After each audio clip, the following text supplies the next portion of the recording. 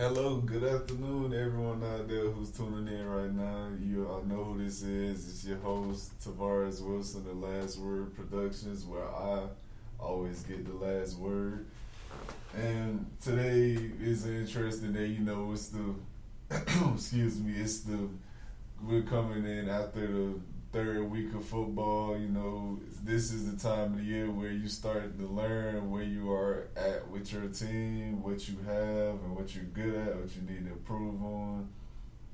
So today I want to start off in the NFL. I'm gonna recap week three. I'm gonna go through each and every game and break down what I feel as if is a good thing and a bad thing for possible contenders and teams that just simply need to improve. Okay, we're gonna start it off with the Tennessee Titans and the Jacksonville Jaguars, being the fact that this was the first game to officially kick off week three. And I'm gonna start with the rookie quarterback Gardner Minshew for the Jacksonville Jaguars. I believe he's a guy who has came in and he's benefited from the lack of film that is on him right now. He is a guy who, excuse me, he's a guy who's playing pretty well. He went 20 for 30 on the night on Thursday, threw for over 200 yards. He threw 2 touchdowns. He held his composure. He didn't take a sack. He can maneuver around in the pocket. He's also pretty agile himself because he ran 4 times and gained 18 yards. So that's pretty decent for a quarterback, especially who isn't exactly known as a burner or have that extra X factor, that ability to scramble and make plays with his legs. But that's pretty solid for a guy of his nature.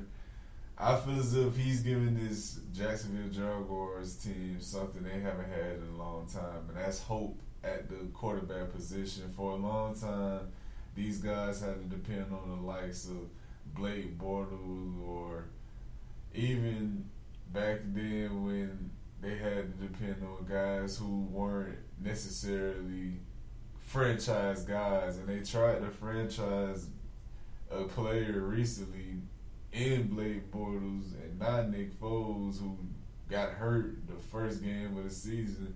So now they have a young, talented guy who's coming in. He's stepping up to the plate. He's playing his role good.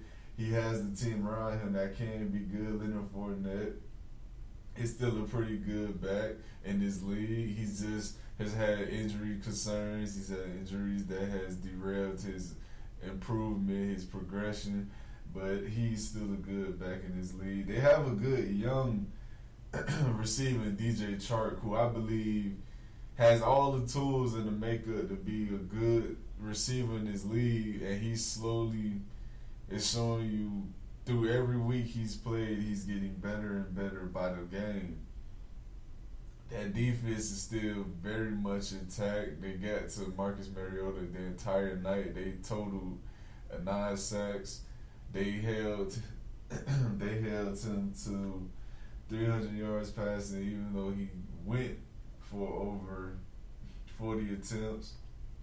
They simply could not move the ball on these guys. They only scored 7 points in total on offense. Derrick Henry was a beneficiary of, once again, scoring one of those touchdowns after he grilled his team the previous season. But the Jaguars definitely has found a young guy they could actually put hope in at the quarterback position, and I believe it could only go forward from here. Now it's up to them to build around him, because I believe if he keeps this play up, I think he takes the starting job from Nick Foles easily. I mean, he's playing too well for them to just hand over the reins back to Nick Foles. But this is a guy who I believe is playing tremendously well right now. He's playing better than a lot of, if any, Jacksonville Jaguars quarterback has in a very long time. And he's just a positive outlier on his team right now that is not as successful as a lot of people would have predicted.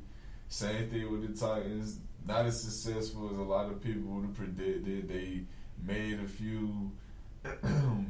They made a few trades and signings that were more or less beneficial to the team, but I feel as if this is a team that could be better. Both teams, in my eyes, should be better than their record indicates right now.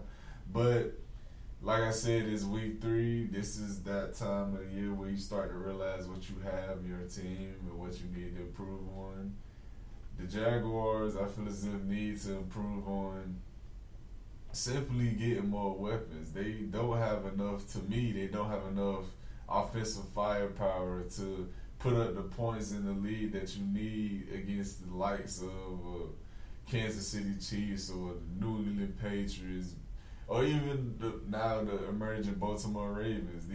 These are teams who can give you 20 to 28 points a game. I don't know if the Jacksonville Jaguars can give you 20 to 28 because I simply don't know who that yardage and that amount of workload will come from at this point in time. Maybe it'll come because they have a young team still, but we shall see. And I feel as if the Tennessee Titans simply need better coaching. They have the talent around them. Deion Lewis, Marcus Mariota, Derrick Henry. I like Corey Davis, a guy who I was high on coming out of college. They have the talent around them, and also they still have the seasoned veteran Delanie Walker. They just need the play calling and execution to be better for them to truly improve as a team because they have the talent, like I said. But the play calling hasn't been great. The protection has not been good for Mariota. He had one of the better lines about 2 seasons ago, the better O-line about 2 seasons ago. Now his offensive line just nearly gave up 10 sacks in one game. That's inexcusable, and it's something that has to be cleaned up as soon as possible. The next game I wanted to touch on, I would go with the Buffalo Bills and the Cincinnati Bengals. The Bills won this game by the skin of their teeth. This is a team that shows that they're 3-0, but this is a team that is not 3-0. They're pretty solid all around. They're not playing horribly, but they're not playing to the point I feel as if they're a legitimate threat to make the playoffs, or to, even if they were to make the playoffs, to be a sincere threat or actually beat anyone when they get there. They've beaten up on teams such as the Jets, the Bengals, and I believe who was the Giants. All of those teams are below 500 right now. The Giants just made the transition to Daniel Jones because they seen clearly Eli Manning doesn't have it anymore. So they was the beneficiary of playing weaker competition, and that's why they are sitting pretty right now with a 3-0 record. This team has a little weapons to me. They don't have a plethora of weapons, but they have guys who can do some good things, and they could make 1 or 2 people miss in the open field when given opportunity, like Cole Beasley or like John Brown. They can move the chains, but they don't have a home run hitter on their team. But I do believe the Bills are moving in the right direction. I think they've gotten better at the quarterback position with Josh Allen. He's slowly improving his game. I like how they had added Frank Gore to a younger running back backfield since LaShawn McCoy has now departed to the Kansas City Chiefs. So having that seasoned vet there helps these younger guys grow. I believe the defense has been better, or what you expected of them, because they have young, pretty good playmakers on their defense, like Tre'Davious White, like Tremaine Edmonds. Micah Hyde is still a pretty good safety. So I believe they have the defense of talent to be good and in the middle of the pack, top 10 type of defense in the league. it's just about them all having it pan out now, and I think it's starting to pan out on that side. I just have to see more improvement of the offensive weapons on this team for me to truly believe in them. Because, like I said, for the Jaguars, you have to score points in this league to win. You could play amazing defense the entire game, but if your offense is only giving you, give or take, 10 to 14 points a game, you're not going to beat too many legitimate contenders or legitimate playoff teams in the league, because great teams, good or great teams, are going to give you 21 or better almost each and every game they play, unless they have a drastically horrible game that is uncharacteristic for them. But I do believe they have talent on the defensive side, but I need to see more playmaking ability from the offense. As far as the Bengals go, I think it's just time for them to simply realize Andy Dalton is not who they thought he was going to be. It's time to move on. You know what you have in him. And I feel as if they need to look towards the next draft. They need to look at Trevor Lawrence. They need to look at Tua.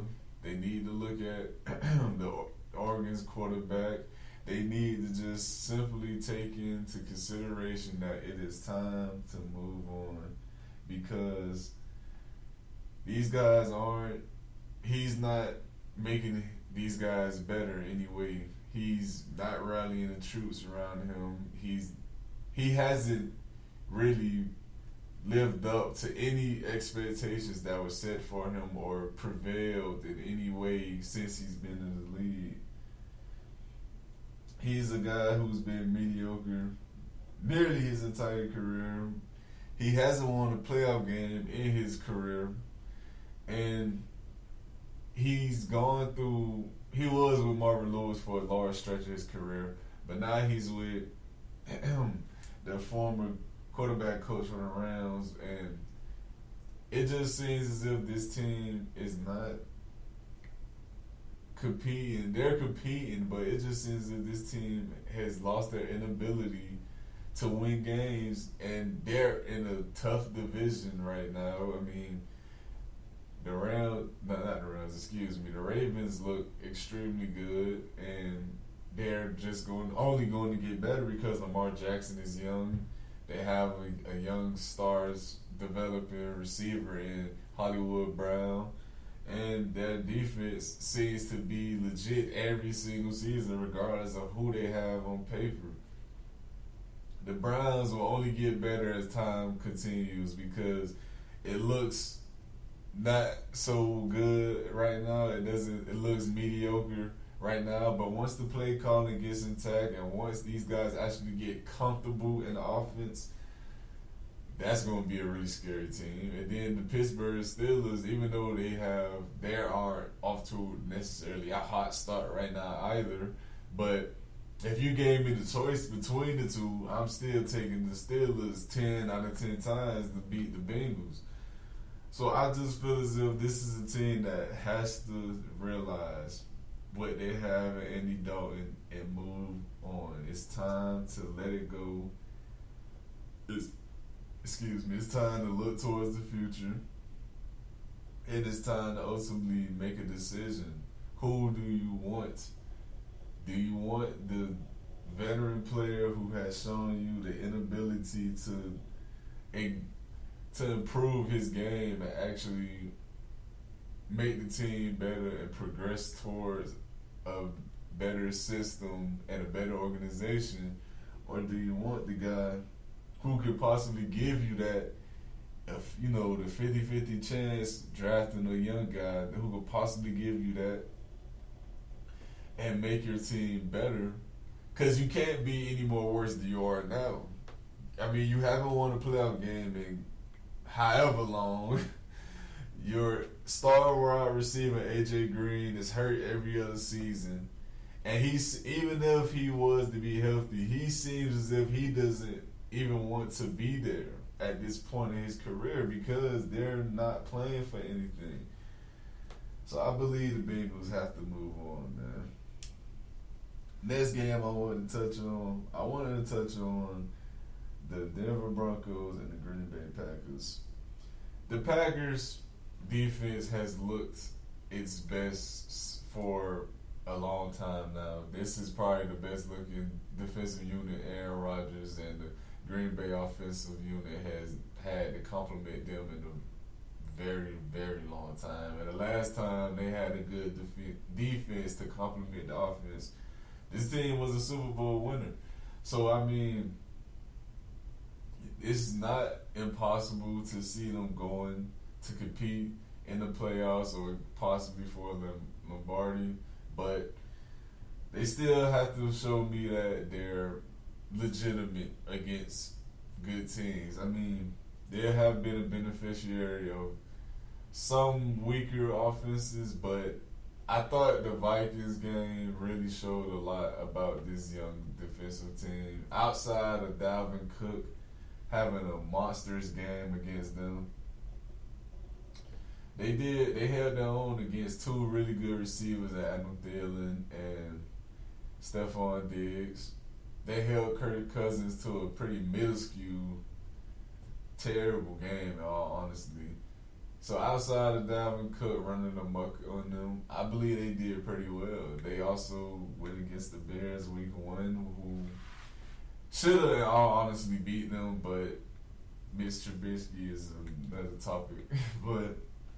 And also the Denver Broncos with Joe Flacco leading the way, it wasn't too pretty for them as well. But Aaron Rodgers is still Aaron Rodgers at the end of the day. He's the best quarterback in the league to me, without a doubt. I feel as if it's between him and Patrick Mahomes as the most talented in the league.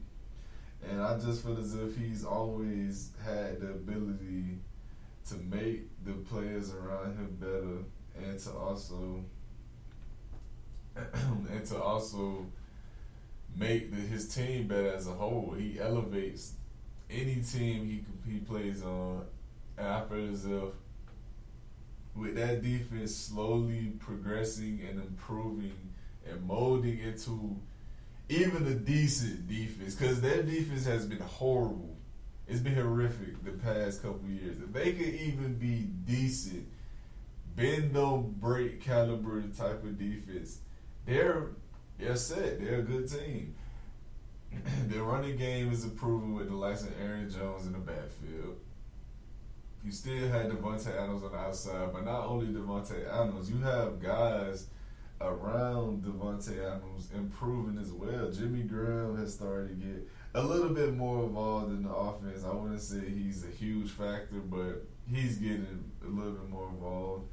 Marquez Valdes-Scantling, he's getting more involved. And I just feel as if this is a team that is slowly improving. They have a good schedule right now because I believe out of their next 3 games, I believe 2 of them are at home. So they have an advantage in their schedule right now. So this is a team that can be better and will be. The Broncos, I think the same thing I did for the Bengals with Andy Dalton. But the only difference is they have their young guy right now to be put in place to see what they have in them. I think you have to realize Joe Flacco is what he is at this point in his career. He's not the guy who won the Super Bowl with the Ravens. He's not that guy who's going to put up these amazing postseason numbers and lead you to a Super Bowl run and defeat a strong team. No, that's not him. He's not giving you that no more. He's a guy who is at best a decent quarterback who's going to make 1 or 2 throws that could lose you a game. That's not what you want at quarterback. I think they have to turn to the young guy and Drew Lock. They have to give him a chance and see what they have in them, because right now you're 0-3, 4th in your division. You're by far the worst team in your division, by far. I mean, the Raiders may be bad, but they're not as bad as you. You're not as nearly as good as the Chiefs or the Chargers. So at this point in the season, I feel as if they lose their next game, I think they need to get in range to the young guy Drew Lock, because you have to see what you have in him just to see if you can improve coming into the next season, because you're not going to be a playoff team. But if you know you have a good young guy in him, you could build on his strengths and, go out and find complementary players to his game, to what he likes to do, get the line he needs to have, the receivers around him, things of that nature. It's just on the fact that whether or not they're going to make that coaching change. I believe they should. I think you have what you have in Joe Flacco, and it's not going to change. He's too old of a guy, and he is who he is. Next game I want to speak on, I'm going to speak on the Dallas Cowboys and the Miami Dolphins games. I might as well. I mean, it's inevitable. I said I was going to try to get through all the games, and that's what I'm going to do. The Dallas Cowboys, they've looked great since the beginning of this season. Ezekiel Elliott got his money. He isn't playing as well as he usually would start the season, but he's still playing good. They actually had two guys go over 100 yards in one game. I believe they said that hadn't happened since the Emmitt Smith days. I believe that was 96, I believe, the last time it happened for the Cowboys. And Ezekiel Elliott and also Tony Pollard, they both went for over 100 yards in the game against the Dolphins. Dak Prescott has been playing lights out since the beginning of the season. Hey, even though he had a miscue with the interception, he still threw for 2 touchdowns. Completed over 50% of his passes, 60% of his passes. It had a 91.4 QBR, so he still played pretty well. Marty Cooper had a huge game. 6 receptions, almost 100 yards, 88 in total, and 2 touchdowns. This is a team that's in win now mode. They have a good defense. The offense is slowly progressing and being better. The return of Jason Witten was huge for them, because they didn't have that guy who can help them move the chains. I believe with him back in the lineup, that is a much improved tight end core, because, like I said, they needed that security blanket and that guy that could help them move the chains and get first downs, get the tough yardage, and Jason Witten gives you exactly that. Jalen Smith, Van Der Esch, Sean Lee, DeMarcus Lawrence, Byron Jones, Jeff Heath. This is a loaded defense. They have a good defense. They're young. They're going to get after you. They're going to make plays. I just believe Dallas will only go as far as they allow themselves to go. The sky's honestly the limit for this team. They have a lot of upside. They're young. They're talented. And they can play. They can flat out play football. There's still no starters. No surprise to me, even though a lot of people do not typically like the Cowboys. But they're a very talented team. The Dolphins, on the other hand, are the exact opposite. If I'm being honest, we're not a talented team. We're in full tank mode right now. We just traded away a week ago one of our star-studded younger players in Minkah Fitzpatrick, who he literally just drafted a season ago. But that's neither here or there. We have a lot to improve on this offseason. Thankfully, we'll have multiple draft picks and a huge, large amount of cap space to actually sign some big-name guys who will want to be here.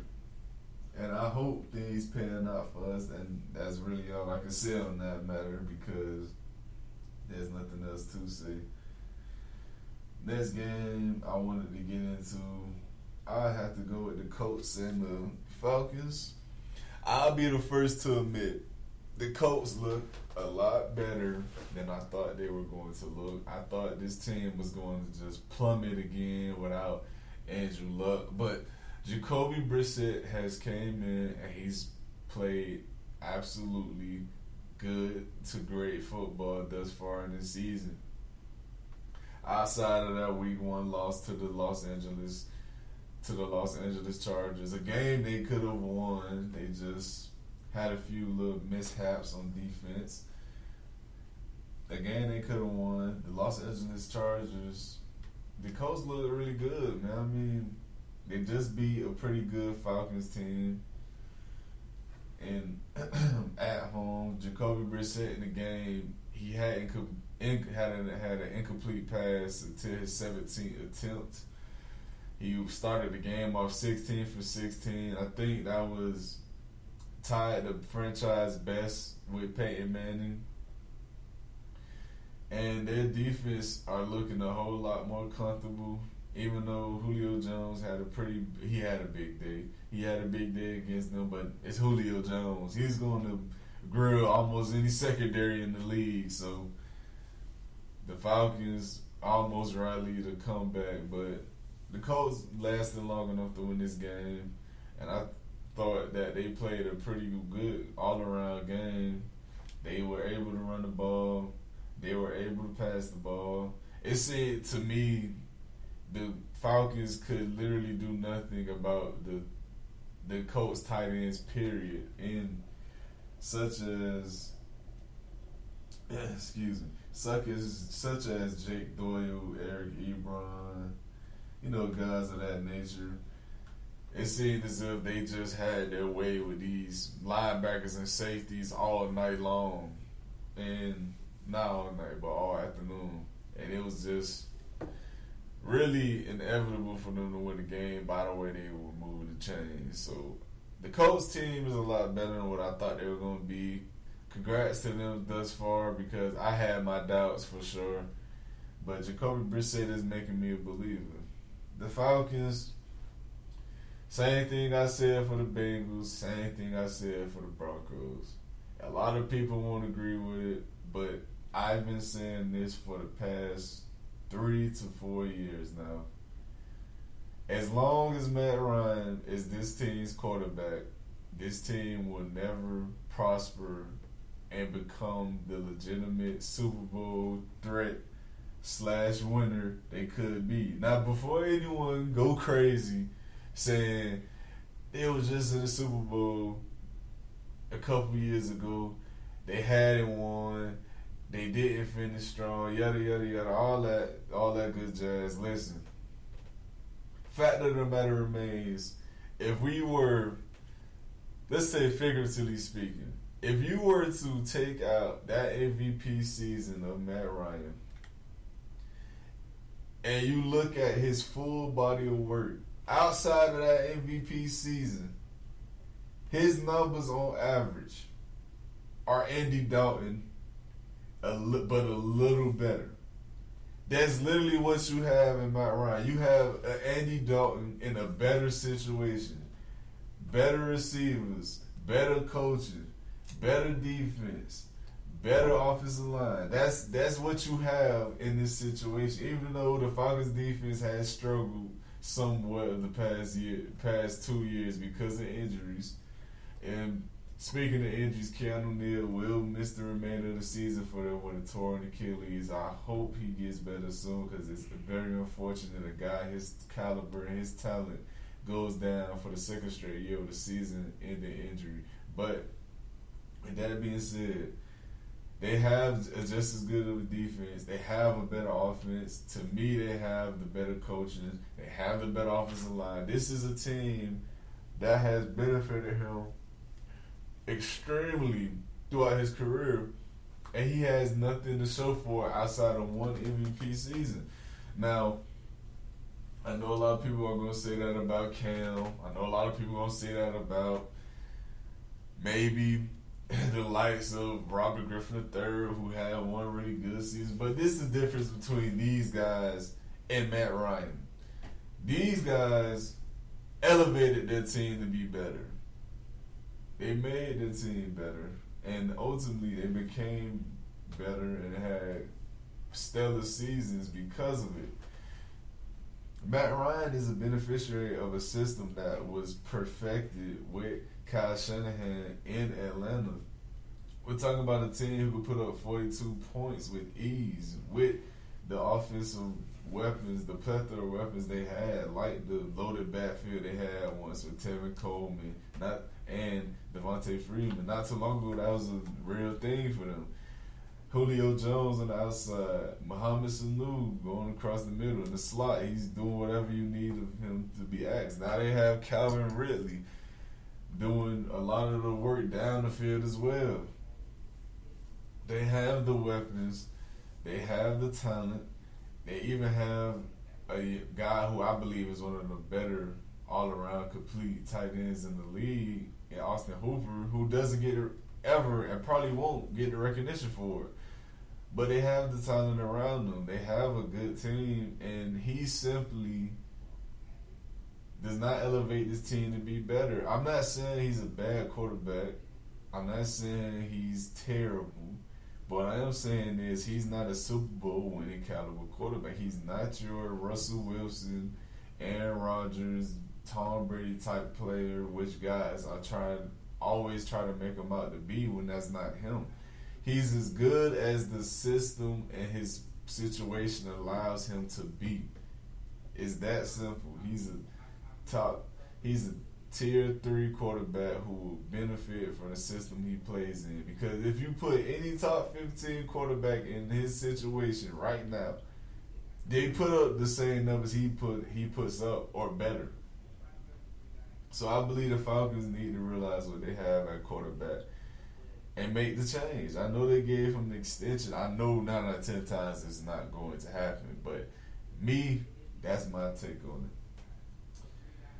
I'm going to speak on the Baltimore Ravens and the Kansas City Chiefs game.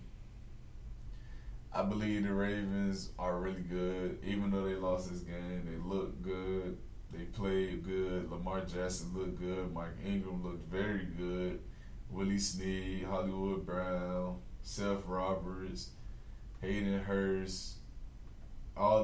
Their entire offense looked good. The defense looked good. There's just so much you can do about Patrick Mahomes and what he brings to the table with Travis Kelce and the Hardman now, the Mecole Hardman. This is a team that needs better play calling, that's for sure. Harbaugh tried to do entirely too much on the offensive side of the ball to make sure they weren't outscored. And at the end of the day, he left points on the board for them that possibly could have kept them in the game and called the game differently down the stretch. I feel like they improved on it in the second half, but when you go for it on the first drive of the game or fourth down, it shows your lack of trust and belief in your defense. And I have no idea why he has that lack of trust and belief in his defense at that point, such an early point in the game, because you have a good defense, you have a really good bunch backing you up, and your offense can get back on the field any time of the game. So they will get back on the field. So I don't understand why he went for the times he did or why he made certain play calls.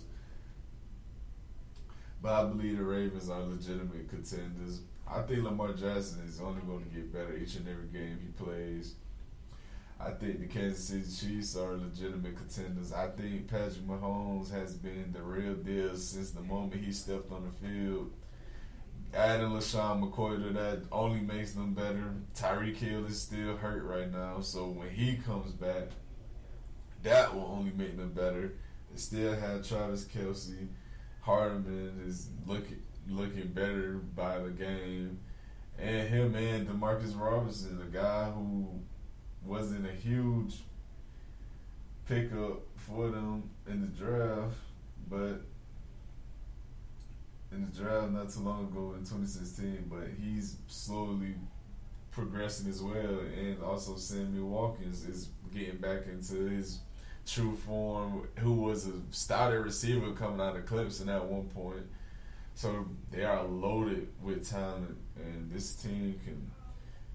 If they could somehow make that Jalen Ramsey trade, this would be a very, very scary team. They might have to give up one of their more talented guys on the offensive side, but they have plenty of talent to give up one player.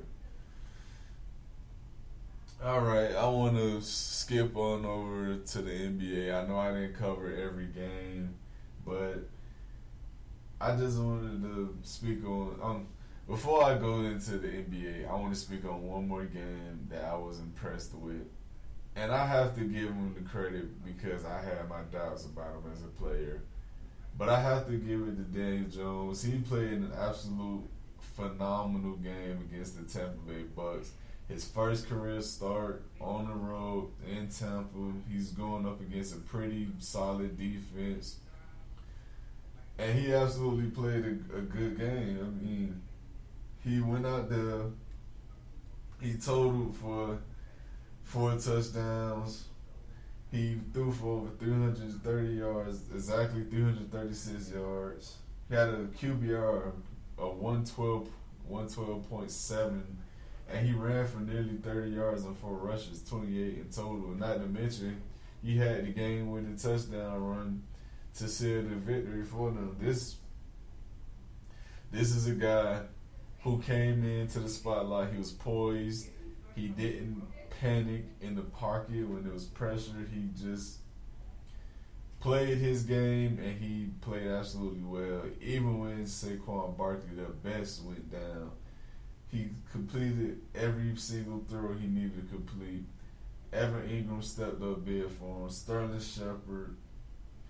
And the team around him just looked a whole lot better. They looked more juvenile, energetic. They just looked like they had something to play for now. And we'll see how that goes down the road for them. But right now, he simply looked very promising for this team. And I think they're going to be good with him. If he could keep up this level of play, if he could even maintain the composure he has, at least, this will be a good team in the future. Now I want to get into the NBA. I'm going to do some too early season award predictions for the NBA this next upcoming season. And I'm going to start off with the top dog trophy, the MVP trophy. I think LeBron James will take it this year. I'm not just saying that because he's the Family Feud answer for winning the MVP or the household name for it or whatever the case may be. I just think coming off a season where he had battled probably the only season he's battled a serious injury in his career, and a lot of people have their doubts whether or not he's going to come back and still be the guy that we have seen for the past 15, 16 seasons. I think he wants to silence a lot of those critics. I think he wants to prove to people that I only got better with this time off because I am now rested. I have now had a full season off season, and I will only get better, especially when you give me the complimentary pieces you gave me, like a Anthony Davis or like a Danny Green or Avery Bradley, Quinn Cook. They re-signed JaVale McGee, which I thought was huge. I thought he was a really good player for them. He had put up career numbers this season before with the Lakers, so to see him re-sign with them was big. And I think he will only get better, especially now that he will be controlling the ball. He'll only get better as the season goes on. He still will be LeBron James, but the difference is now he has a bit of a chip on his shoulder, and I think he's a guy who's never been shy or afraid to meet or surpass expectations. So we'll see how this next upcoming season ends up for him. Defensive Player of the Year, I believe, will be Kawhi Leonard. I think he gets back in his former lockdown defender type role because he will have so much offensive help on the offensive end with the likes of guys like Paul George and Lou Williams coming off the bench. I believe he's going to finally take that step back up on defense because he won't have to do so much of the offensive load, carry so much of the offensive load. He still will be able to give you the 23, 25 a night. I'm not saying he won't give you that, but he won't be as forcing and tiring himself out on the other end now that he has guys who he know can reliably and always put the ball in the bucket. When you got a guy like PG-13 and Lou Williams coming off your bench giving you that, I think you can only get better on the defensive end because you have more energy. So with that being said, I think Kawhi Leonard takes that step back up. I still think he's the best two-way player in our league, and I think he proves it this season. The next award I want to get into would be the Sixth Man of the Year. And I'm going to go with a Clippers player, but I'm not going to say Lou Williams. I think Montrezl Harrell takes it. I think he's showing the league that he is a special talent, and he's an energetic, energy force type of player. He's going to play with all energy, and he's all go, no hold, no stopping. So he's going to come off the bench. He's going to get rebounds. He's going to get points, and he's going to give you really good defense. And I think this is the season when he gets recognized for it and actually get his credit when it should be due. Even though it wouldn't be surprised me if his teammate once again won Defensive Player of the Year not Defensive Player of the Year, Sixth Man of the Year in Lou Williams, it would not shock me in any way whatsoever. I just think Montrezl Harrell takes it this year. He just has a lot to offer to any team in his league, and I think that'll be recognized this upcoming season. Coach of the Year, I want to go with Doc Rivers. Yes, I got a lot of Clippers the Clippers organization taking home a lot of awards, but I think Doc is going to get back to that, that formidable coaching hierarchy that he always had that in his career. I think he's going to be a guy who's going to show and help with the development of his team. They're talented, of course, but I think he's going to be the coach that can possibly put them over the top. And if he can, I think he wins Coach of the Year because the Clippers organization has never won a championship ever. And if he can be the coach to lead them to a very promising season and possibly a title run, I think you have to recognize him for it. It's like a lot like the Raptors coach last season. I thought he was a shoo-in to win Coach of the Year.